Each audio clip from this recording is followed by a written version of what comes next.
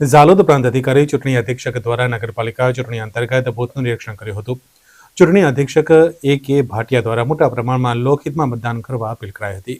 ઝાલોદ નગરમાં અંદાજિત 2 વર્ષના વહીવટી શાસન પછી 16મી ફેબ્રુઆરીએ નગરપાલિકાની ચૂંટણી યોજાનાર છે. ચૂંટણી અંતર્ગત વહીવટી તંત્ર દ્વારા બારીકાઈથી ઝીણવટભરી રીતે દરેક કામગીરીનો કાયદાકીય રીતે અમલ થાય અને શાંત વાતાવરણમાં ચૂંટણી યોજાય તે માટે સતત પ્રયત્નશીલ છે.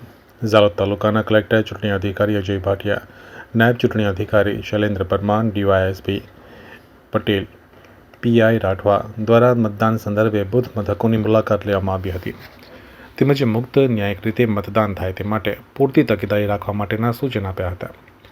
ચૂંટણી સંદર્ભે મતદાન મથકો પર મતદારોની સુવિધાઓનો અભ્યાસ કર્યો હતો, જેમ કે પીવાનું પાણી, દિવ્યાંગ મતદારો માટે વ્હીલચેર, ચડવા ઉતરવા માટે રેમ્પ, ટોયલેટ, વીજળીકરણ જેવી સુવિધાઓની ખાતરી કરવામાં આવી હતી.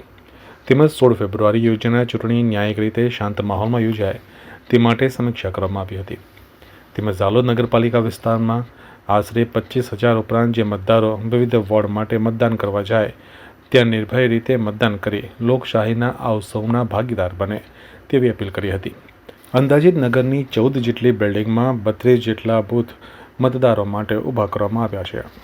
ઝાલોદ નગરપાલિકાની સામાન્ય ચૂંટણી મુક્ત, ન્યાયી અને શાંતિપૂર્ણ માહોલની અંદર યોજાઈ શકે તે માટે આજે ઝાલોદના નાયબ પોલીસ અધિક્ષક શ્રી, મામલતદાર શ્રી અને પોલીસ ઇન્સ્પેક્ટર્સને સાથે રાખી અને ઝાલોદ નગરપાલિકાના તમામ મતદાન મથકોની મુલાકાત લેવામાં આવી, જેમાં મતદાન મથકોએ મતદારોને અપાતી વિવિધ સુવિધાઓ જેવી કે પીવાનું પાણી, ટોયલેટ, દિવ્યાંગ મતદારો માટે રેમ્પ, વ્હીલચેર, વીજળીકરણ વગેરે જેવી સુવિધાઓની ખાતરી કરવામાં આવી અને આગામી સમયમાં યોજાનાર ચૂંટણી એ સંપૂર્ણ ન્યાયી શાંતિપૂર્ણ માહોલમાં યોજાય તે માટેની તૈયારીઓની સમીક્ષા કરવામાં આવી છે.